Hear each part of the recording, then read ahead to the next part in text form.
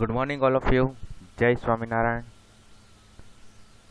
Now, is previously or in previous lecture or previous session, we studied about the basic topics regarding specific loading of electrical machine and specifications of any particular induction motor. Okay, so what we discussed till now or till today, we discussed that first of all construction of induction motor or construction of three-phase induction motor. Then after we also studied that the difference between split phase induction motor, wound rotor and slip ring induction motor. Then after design specification and another topic is specific magnetic loading and specific electrical loading. Okay, so we are going to discuss our new topic as a output rating of three phase induction motor. So let us start with the new topic. Before starting that topic, we should know about the nomenclature or which kind of nomenclatures are used in the derivation of this output rating of three phase induction motor.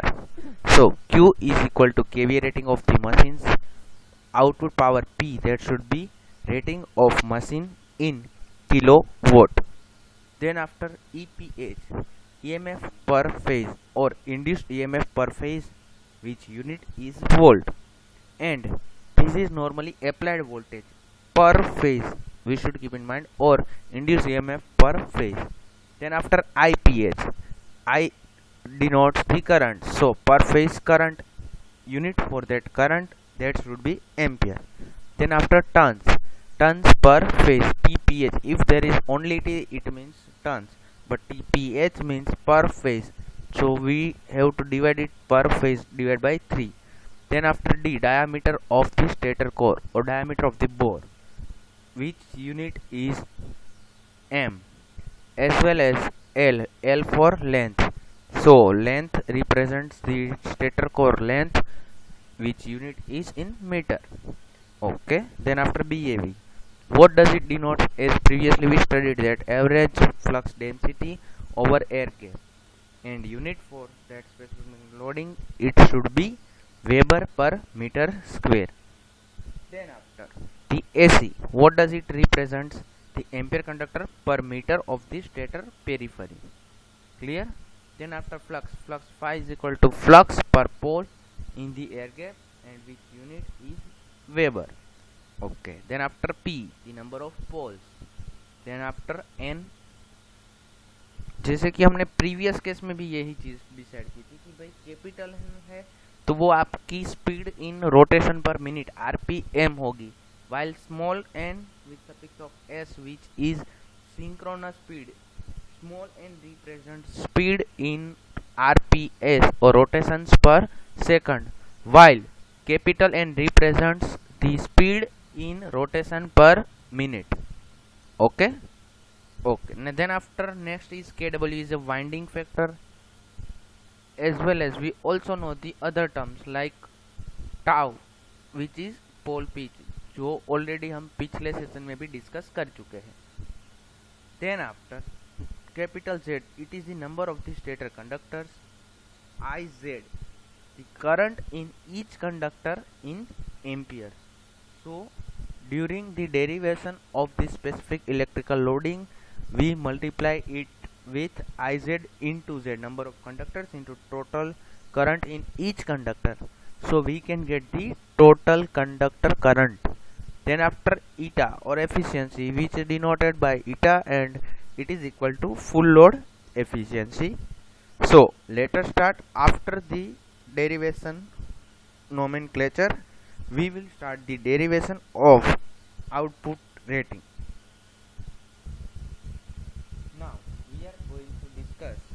Now we are going to discuss the output equation for three-phase induction motor. So here output kVA rating of three-phase induction motor should be denoted by Q. So that Q is equal to 3 into V into I, because output rating or power is multiplication of voltage and current. So 3 into V into I into 10 raised to minus 3 4, it's kVA. So what does it means for V and I? So voltages are output voltages per phase EPH, and current per phase is equal to IPH. So Q is equal to 3 into EPH IPH multiply by 10 raised to negative 3. Output is in kVA. Here terminal voltage is approximately equal to induced EMF voltages. So induced EMF का equation क्या है, जो already हम ये भी जानते हैं कि भाई जब हम ट्रांसफार्मर की बात कर रहे थे तो भी हमने यही इक्वेशन देखा था कि Q is equal to 3 into 4.44 into frequency F5 into T.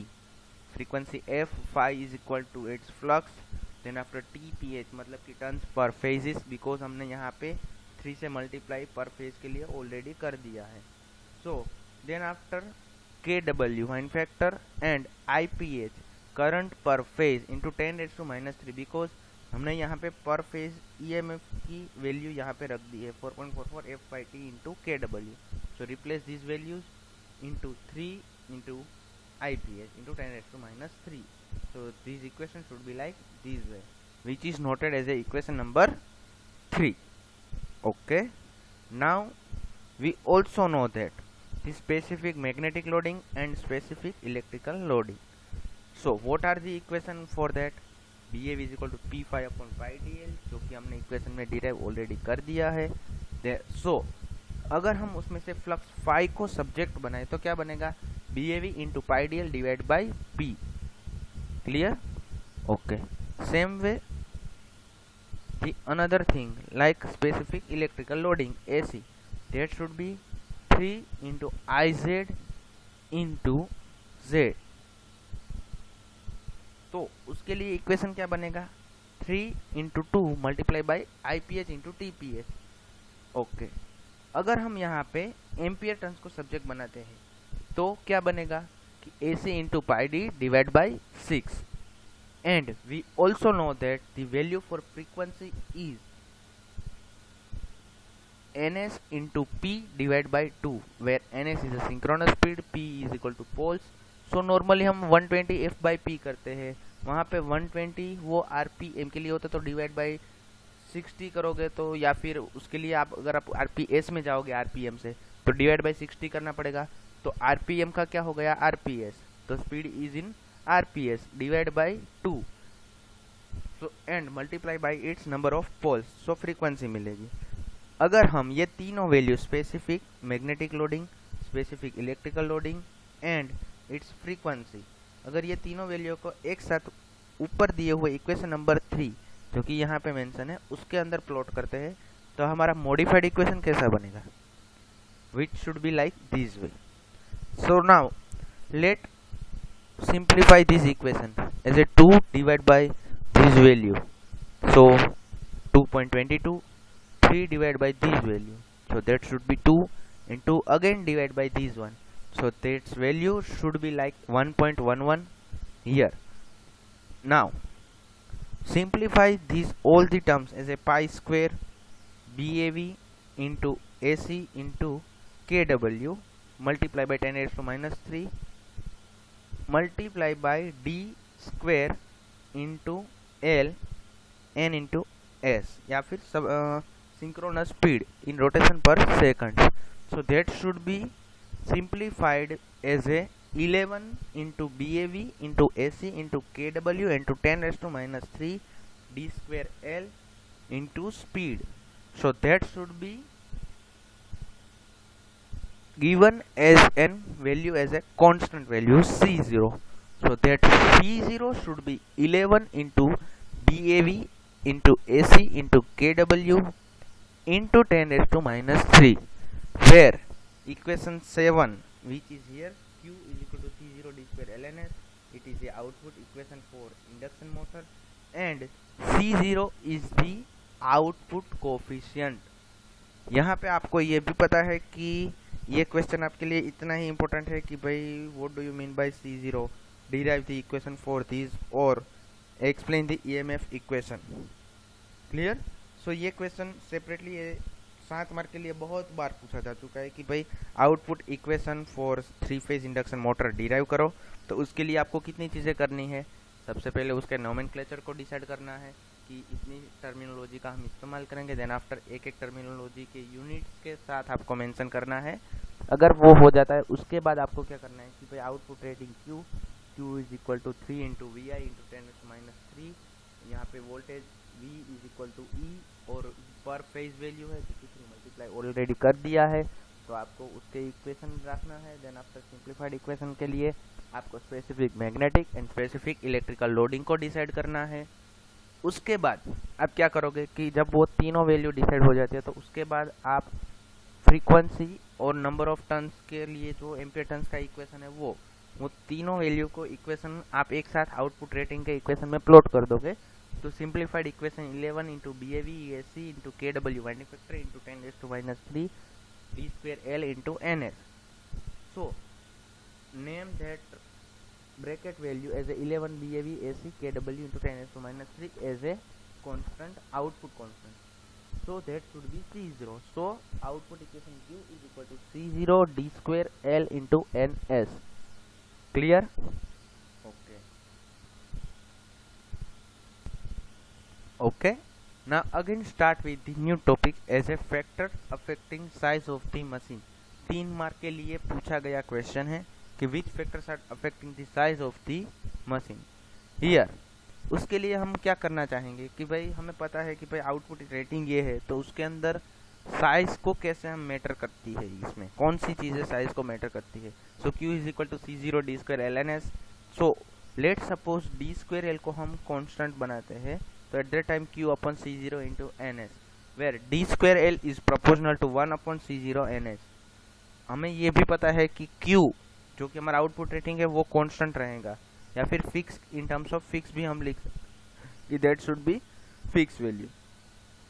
So the quality of D square L is noted as a volume because D square is equal to metre square and length is equal to metre.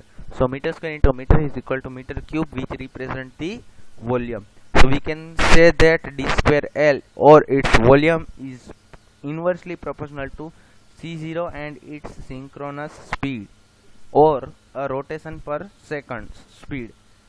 Here उसके ऊपर से हमें क्या पता चला कि Q हमारा constant था, तो कौन सी दो पैरामीटर के ऊपर वो डिपेंडेंट हुआ या फिर जिसके फैक्टर्स आपको अफेक्ट कर सकते हैं। So first one is coefficient C0, second one is speed NS.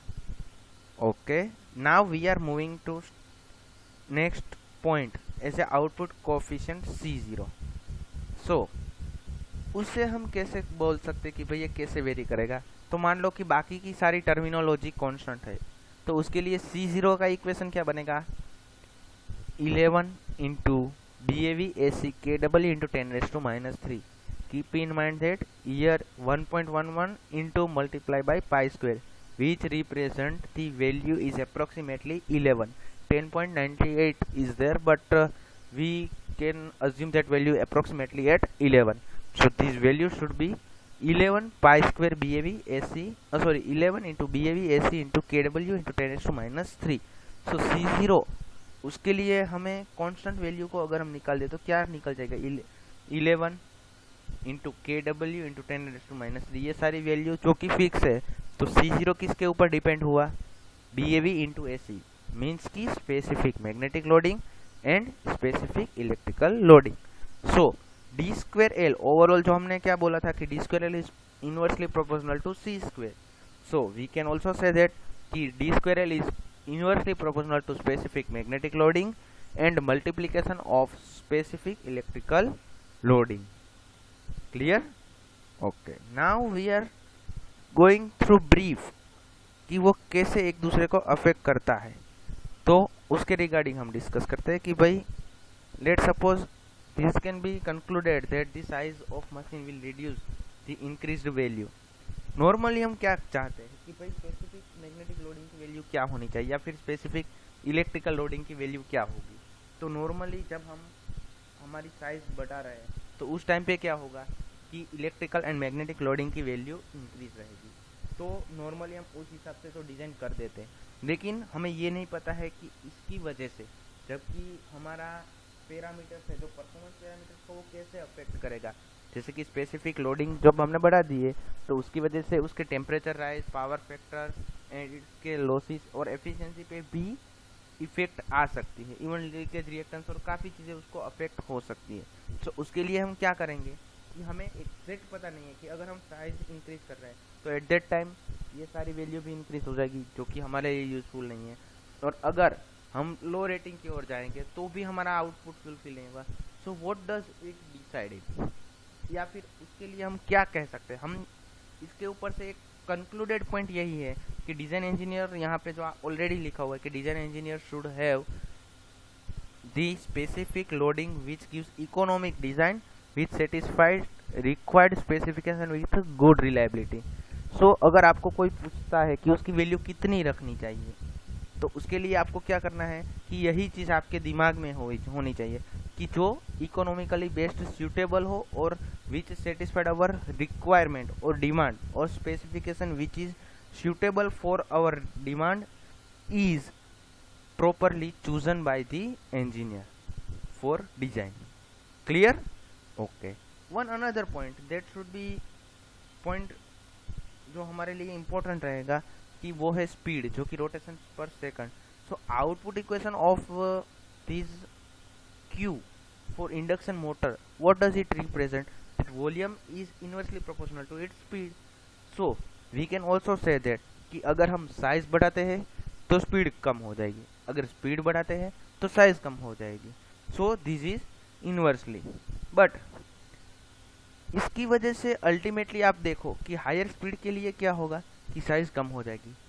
This will leads towards the reduction of the cost, क्योंकि जब हमारे हाई स्पीड मशीन है लेकिन रेटिंग कम होते जाए, सॉरी हाई स्पीड मशीन है और उसके आउटपुट रेटिंग कम होते जा रहे हैं, लेकिन जब आउटपुट रेटिंग बढ़ रहे हैं तो स्पीड कम होती जा रही है। So, if application has no specified speed limit, at that time we can choose maximum value only. यहाँ पे only आप समझ सकते हो कि क्यों मैं मतलब फोर्सफुली कह रहा हूँ कि यहाँ पे only क्यों बता रहा हूँ, क्योंकि जब हमें पता ही है कि जब साइज बढ़ेगी तो स्पीड कम हो जाएगी, स्पीड बढ़ेगी तो साइज कम हो जाएगी। तो उसको बैलेंस करने के लिए क्या करोगे कि जब हमारी जैसी रिक्वायरमेंट है, लाइक जब हमारे लिए स्पीड लिमिट की कोई रिक्वायरमेंट नहीं है, एट दैट टाइम आप उसकी साइज़ को लेके वरीड नहीं है। लेकिन जब कि आपकी स्पीड और साइज़ को कंपलसरी, हमें ऑब्वियस है कि हम जब हाई स्पीड मशीन है या स्लो स्पीड मशीन है वो तो हमारे लिए इम्पोर्टेंट है, उसी के ऊपर से तो उसका वॉल्यूम या फिर उसका जो d²L है वो डिसाइडेड रहेगा। सो इसके ऊपर से हम ये भी चीज़ बता सकते हैं कि वो कैसे अफेक्ट कर सकता है। सो नॉर्मली 3 मार्क के लिए ये क्वेश्चन पूछा भी जा चुका है और इम्पोर्टेंट भी है कि भाई which parameters are affecting the size of the machines। उसके लिए आपको आउटपुट इक्वेशन Q को नोटेड करना है, उसके ऊपर से जो कांस्टेंट वैल्यू को निकाल दो तो कौन कौन सी वैल्यू की जो वेरी हो सकती है उसके ऊपर फोकस करना है। Then after output coefficient C0 and speed को एलोबरेट करना है। तो ये क्वेश्चन आपके लिए अप्रोक्सीमेटली हो जाएगा 3 से 4 मार्क के लिए, GTU में पूछा भी जा चुका है और इम्पोर्टेंट भी है। सो अभी तक हमने क्या डिस्कस किया या फिर इस सेशन में हमने क्या देखा कि आउटपुट रेटिंग और output kVA rating for the specific induction motor, then after factors affecting that size of the machine. So what is the assignment work और task for today? First of all we discuss that machine specification, but उसके लिए आपको preparation की कोई ज़रूरत नहीं है, सिर्फ वो एक इन्फॉर्मेशन पॉइंट ऑफ व्यू थोड़ा ज़्यादा ज़रूरी है। लेकिन specific magnetic loading and specific electrical loading explain करो, या फिर explain the term specific magnetic and specific electrical loading.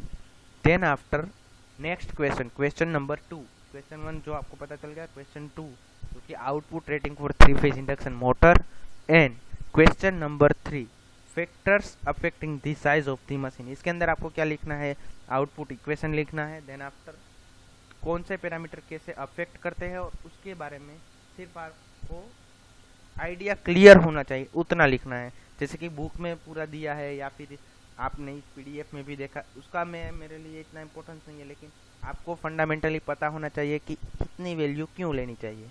क्योंकि आपने ये वीडियो अच्छे से देखा होगा तो आपको ऑलरेडी सारा फंडामेंटल या डाउट तो क्लियर हो ही गया होगा कि किसकी वैल्यू कितनी होनी चाहिए।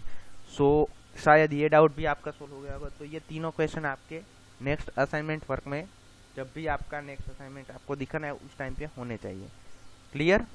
होप सो कोई डाउट नहीं होगा। अगर होता है तो आप हमारे कन्वेंशनल वे पता ही है कि आप कैसे भी पूछ सकते हैं। Faculties are available for you. Have a nice day. Thank you. जय हिंद, जय भारत, जय स्वामीनारायण।